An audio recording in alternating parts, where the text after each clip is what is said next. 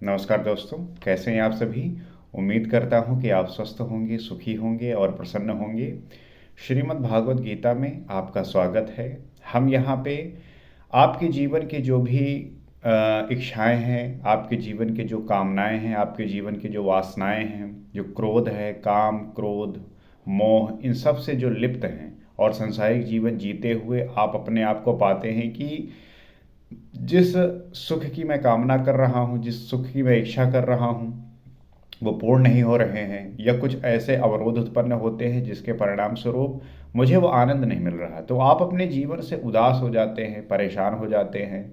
और आपको जैसी इच्छाएं करके जीनी है वैसी कर नहीं पाते। तो ऐसा क्या किया जाए कि हम इससे जो है आगे बढ़ सके, इसको जो है समझ सके, जान सके। और ऐसा कौन सा माध्यम है जिसे हम जानने के बाद हमारे जीवन के जो ये प्रश्न हैं इनसे जो है हम छुटकारा पा सकते हैं। तो जैसा कि पिछले एपिसोड में हमने अध्याय तृतीय खत्म कर दिया था, अब आज से हम अध्याय चतुर्थ स्टार्ट करेंगे और इसमें जानेंगे कि भगवान श्री कृष्ण क्या कह रहे हैं और अर्जुन के कौन से प्रश्न हैं जिनका उत्तर वो भली प्रकार देते हैं। जो अर्जुन के प्रश्न हैं वही हर एक व्यक्ति के होते हैं जो ये संसारिक जीवन जी रहा है, लेकिन निरंतर साधना से, निरंतर प्रयास से उसके जीवन के जो भी प्रश्न हैं, जो भी डाउट हैं, वो क्लियर होते हैं और हमें वो स्थिति प्राप्त होती है जहाँ पे हम अपने निर्णय आसानी से और धैर्यपूर्वक ले पाते हैं। तो आइए उसी बात को समझते हैं और जानने का प्रयास करते हैं।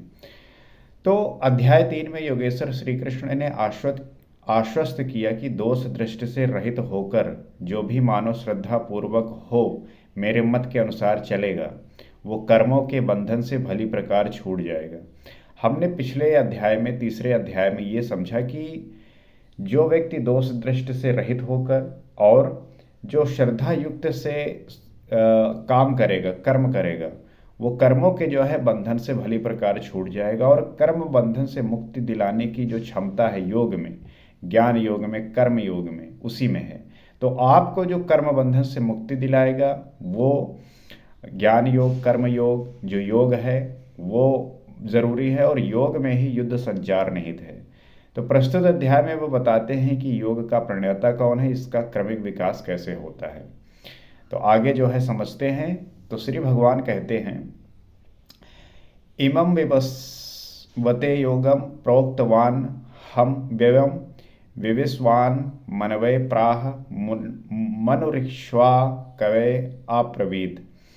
अर्जुन, मैंने इस अविनाशी योग को कल्प के आदि में विवस्वान सूर्य के प्रति कहा। अब जो ये ज्ञान अर्जुन को भगवान श्री कृष्ण दे रहे हैं, तो इससे पहले भगवान श्री कृष्ण ने किसको किसको ये ज्ञान दिया है उसके बारे में बता रहे हैं। वो कह रहे हैं कि अविनाशी योग को कल्प के आदि में विवस्यान सूर्य के प्रति कहा। ये ज्ञान मैंने सबसे पहले विवस्यान सूर्य को कहा, विवस्वान ने मनु से कहा, और इस ज्ञान को विवस्वान ने मनु से कहा और मनु ने जो है इच्छाकु से कहा। किसने कहा? मैंने। श्री कृष्ण योगी थे, एक योगी। श्री कृष्ण कौन थे? एक योगी थे। तो श्री कृष्ण जी जो है इस ज्ञान को विवस्वान को कहा, सूर्य को कहा। उसके बाद जो है विवस्वान ने मनु से कहा और मनु ने जो है इच्छाकु से कहा। और किसने कहा? तो श्री कृष्ण ने ही कहा, क्योंकि वो योगी थे और तत्व स्थित महापुरुष ही इस अविनाशी योग को कल्प के आरंभ में अर्थात भजन के आरंभ में विवस्वान अर्थात जो विवश है ऐसे प्राणियों से कहता है। यहाँ से विवस्वान का तात्पर्य यह है कि जो प्राणी विवश है, जो प्राणी होता है साधना के पथ पर पहली अवस्था में वो विवश होता है और सुरा में संचार कर देता है। लेकिन जब चेतना का विकास होता है, या कह लीजिए जब गुरु आपको वो ज्ञान देता है और भगवान श्री कृष्ण खुद ज्ञान दे रहे हैं, तो उससे जो है आपके सुरा में संचार होता है, आपका होश जागता है। और यहाँ सूर्य एक प्रतीक है क्योंकि सुरा में ही वो परम प्रकाश स्वरूप है और वही उसके पाने का विधान है। तो यहाँ पे सूर्य को एक प्रतीक के रूप में देखा गया है कि जो विवस्वान है, जो विवश है, और जो सूर्य है, सूर्य को यहाँ प्रतीक के रूप में देखा गया है कि जो सुरा में ही है वो परम प्रकाश स्वरूप है। जो सुरा में है, अर्थात जो अपने होश को साध लिया, जो अपने श्वास को साध लिया, वही जो है होश में है, वही उसके पाने का विधान है। वास्तविकता प्रकाशदाता सूर्य वही है। तो यह योग अविनाशी है और श्री कृष्ण ने कहा कि इसमें आरंभ का नाश नहीं होता। तो जब आप आरंभ करते हैं, जब इस प्रक्रिया में आते हैं, तब आपके अंदर का जो भाव है वो कैसे परिलक्षित होता है। और इस योग का आरंभ भर कर दें तो ये पूर्णत्व दिलाकर ही शांत होता है। इस योग का आरंभ करने के बाद जब नित्य आप इसमें लगे रहते हैं तो ये जो है आपको पूर्ण शांति दिलाता है, आपको सही दिशा में ले जाते हुए वो स्थिति में ले जाता है। तो शरीर का कल्प औषधियों द्वारा होता है, किंतु आत्मा का भजन से होता है। तो शरीर का जो कल्प है वो औषधियों द्वारा होता है, लेकिन जो आत्मा का है वो शांत के द्वारा होता है। और शरीर का कल्प और जो आत्मा का है वो भजन से होता है। तो भजन का आरंभ ही आत्मकल्प का आदि है। तो भजन का जो आरंभ है वही जो है आत्मकल्प का जो है आदि है। और ये साधन भजन भी किसी महापुरुष की ही देन है। तो जो हम साधना करते हैं, भजन करते हैं, ये भी किसी महापुरुष की ही देन है। जैसे कि आप किसी परिश्रम से नया खोज करते हैं और वो खोज जब पूर्ण हो जाती है और उसका फल मिलने लगता है, तब जो व्यक्ति है वो सामान्यता जो देखेंगे कि जो उसके बाद आते हैं वो उसमें इजाफा करते हैं, उसमें इम्प्लीमेंट करते हैं, उसको इम्प्रूव करते हैं और धीरे धीरे चीज़ें जो है बेहतर होती जाती हैं। तो मोह निशा में अचेत आदिम मानव, जिसमें भजन का कोई संस्कार नहीं है, योग के विषय में जिसने कभी सोचा तक नहीं, ऐसे मनुष्य किसी महापुरुष को देखता है तो उसके दर्शन मात्र से, उसके वाणी से, टूटी फूटी सेवा और सानिध्य के योग से संस्कार उसमें संचारित हो जाते हैं। तो जिस व्यक्ति ने इस बात को अनुभव नहीं किया, लेकिन जब ऐसे व्यक्ति को देखता है तब उसके अंदर वो एक भाव जागृत होता है, वो सेवा का भाव, वो सानिध्य का भाव और योग के संस्कार में वो जो है संचारित होता है। इसलिए आप देखेंगे कि समाज में ऐसे बहुत सारे महापुरुष हैं जिनका प्रभाव आम लोगों पे भी पड़ता है। आजकल आप बहुत सारे लोगों को देख रहे होंगे जो अपने प्रभाव से, अपने व्यक्तित्व से इतना ज़्यादा प्रभावित करते हैं कि लोगों का स्वभाव बदल जाता है। तो उन्होंने उस स्थिति को पाने में जो साधना पद्धति से गुजरे हैं, उसी पद्धति को आपको भी अपनाना पड़ेगा अगर आप इस संसारिक जीवन में खुश रहना चाहते हैं। अन्यथा माया इतनी ताकतवर है कि आपको जो है ये दर दर पे पटकेगी। जब तक आप ध्यान में नहीं रहेंगे, होश में नहीं रहेंगे, शक्ति में नहीं रहेंगे, तब तक आप जो है इस माया के जाल में फंसेंगे और आप बार बार गिरेंगे। तो आवश्यक है कि आप जो है अपने ध्यान को साध लीजिए। और इसी पे गोस्वामी तुलसीदास भी कहते हैं, वो कहते हैं, जे चितये प्रभु जिन प्रभु हेरे ते सब भय परम पद जोगू। तो श्री कृष्ण कहते हैं कि ये योग मैंने आरंभ में सूर्य से कहा, चक्षो सूर्यो अजायत। महापुरुष की दृष्टि निक्षेप मात्र से योग के संस्कार सुरा में प्रसारित हो जाते हैं। तो श्री कृष्ण ने यही बात कही कि मैंने जो है सबसे पहले ये जो है सूर्य को कहा। और क्योंकि महापुरुष की जो दृष्टि निक्षेप है वो योग के संस्कार से के सुरा से प्रसारित होती है, अर्थात उनका योग जो है वो श्वास के सुरा में प्रसारित होता है, अर्थात वो ध्यानस्थ होते हैं। तो स्वयं प्रकाश स्वावश परमेश्वर का निवास सबके हृदय में है। वो जो स्वयं प्रकाश है और स्वावश परमेश्वर का जो निवास स्थान है वो हृदय में है। सुरा अर्थात जो ये श्वास है के निरोध से ही उसकी प्राप्ति का विधान है। सुरा में संस्कारों का सृजन ही सूर्य के प्रति कहना है। समय आने पर यह संस्कार मन में स्फुरित होगा, यही सूर्य का मनो से कहना है। तो जब धीरे धीरे आप इस धारणा में चलते हैं, इस चीज़ को फॉलो करते हैं, तो ये जो है एक समय आने के बाद जो ये संस्कार है ये मन में स्फुरित होते हैं। और यही जो है सूर्य का मनु से कहना है कि मन में स्फुरित होने पर महापुरुष के उस वाक्य के प्रति इच्छा जागृत हो जाती है। तो जो ये मन है, जब इसमें स्फुरण होता है तब महापुरुष के उस वाक्य के प्रति जो है वो इच्छा जागृत होती है। यदि मन में कोई बात है तो उसे पाने की इच्छा अवश्य होगी, यही मनु का इच्छाकु से कहना है।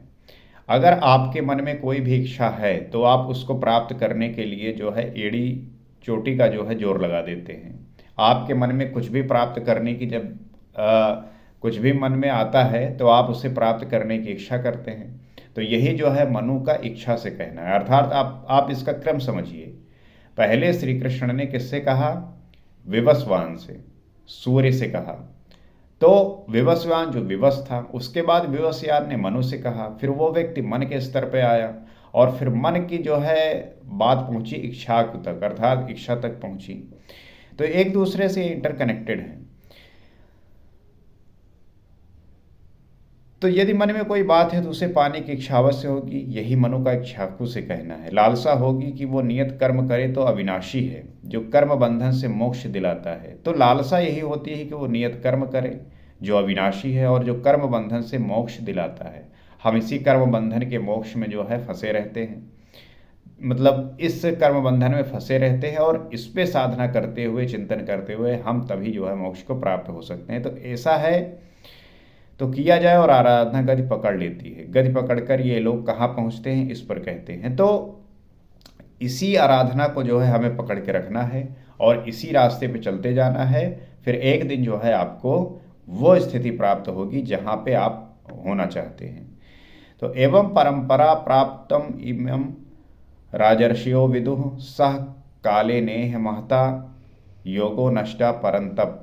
इस प्रकार किसी महापुरुष द्वारा संस्कार रहित पुरुषों की सुरा में, सुरा से मन में, मन से इच्छा में और इच्छा तीव्र होकर क्रियात्मक आचरण में ढलकर ये योग क्रमशः उत्थान करते करते राजर्ष श्रेणी तक पहुंच जाता है। तो जो इसका क्रम मैंने बताया कि जो महापुरुष है इसके संस्कार से जब ये रहित होता है, संस्कार चूंकि हमारे प्रकृति के हैं, इस संसार के हैं, तो इससे रहित होकर जब पुरुष सुरा में आता है, अर्थात जब अपने सांसों को पकड़ता है, इसको ध्यान देने लगता है, तो सुरा से होता क्या है कि वो मन में पहुंचता है और मन को, बात को समझते हुए उसकी जो इच्छाएं होती हैं और फिर जो वे इच्छाएं हैं वो तीव्र जो है गति से क्रियात्मक आचरण में ढलती हैं। तो उसके बाद जब क्रमशः उत्थान होता है तो वो जो है राजर्ष की श्रेणी में पहुंचता है। उस अवस्था में जाकर विदित होता है। इस स्तर के साधक में रिद्धियों सिद्धियों का संचार होता है और जब वो इस प्रकार से अपना स्तर ऊपर उठता हुआ पाता है तो वो जो है रिद्धियों और सिद्धियों के स्तर पर पहुंच जाता है। यह योग इस महत्वपूर्ण काल में इसी लोग शरीर में प्रायः नष्ट हो जाता है। तो ये योग जो है वो महत्वपूर्ण है और इसी लोक में जो है ये प्रायः नष्ट होता है। इस सीमा रेखा को कैसे पार किया जाए? क्या इस विशेष स्थल पर पहुंचकर सभी नष्ट हो जाते हैं? अब इस सीमा रेखा को कैसे पार करें? क्या इसी स्थल पर पहुंचकर सारे जो सब कुछ नष्ट हो जाता है? तो श्री कृष्ण कहते हैं नहीं, जो मेरे आश्रित है, मेरा प्रिय भक्त है, अनन्य सखा है, वो नष्ट नहीं होता। तो श्री कृष्ण यही बात समझा रहे हैं। वो कह रहे हैं कि जो मेरा प्रिय है और जो मेरा प्रिय भक्त है, अर्थात जो चेतना को जानने वाला है, जो चेतना के स्तर को पहुंचना चाहता है, जो उसकी जैसा होना चाहता है और वहाँ पे जो उसके सारे मोह बंधन है वो सब नष्ट हो जाते हैं, तब उसका जो है नष्ट नहीं होता। वो जो है उस परम ब्रह्म परमात्मा का अंश हो जाता है। तो इस बात को तो आप समझ ही गए होंगे कि क्या हमें त्यागना पड़ता है, क्या छोड़ना पड़ता है और क्या प्रोसेस है, इसमें लेवल क्या है, किस तरीके से ये आगे चीज़ें बढ़ती हैं। तो जब इस बात को हम जान जाएंगे, समझ जाएंगे, तो हमारे अंदर की जो भी आशंका है, जो बेचैनी है, वो मिट जाएगी और हम अपने जीवन में आगे बढ़ते हुए अपने जीवन को एक उच्च और रिच स्तर को ले जाते हुए हम अपने आप को यहाँ पे पाएंगे और इस तरीके से देख पाएंगे कि जो हमारी एक बोध का और एक ऐसा माहौल क्रिएट होगा जहाँ पे आपके प्रभाव से वो व्यक्ति भी प्रभावित होगा जिसके जीवन में अंधकार है। जब आपका जीवन प्रकाश में होगा, जैसे होता नहीं बल्ब जला तो बल्ब तो जला ही, साथ में वो चारों तरफ रोशनी फैलाता है, उसी प्रकार आप भी जिस दिन बोधित होंगे तो अपने प्रभाव से उन लोगों का भी अंधकार और उन लोगों की भी अविद्या को दूर करेंगे जो इस रास्ते से गुजर रहे हैं या वो भी इस रास्ते पे आना चाहते हैं और प्राप्त करना चाहते हैं। तो इसी उम्मीद के साथ कि बात को आप समझ पा रहे होंगे और यही है वो बात, यही है वो ज्ञान जिसको समझकर आप भी क्रम बाय क्रम जो है चीज़ों को पा सकते हैं। इसी उम्मीद के साथ अगले वीडियो में हम आगे बात करेंगे। नमस्कार।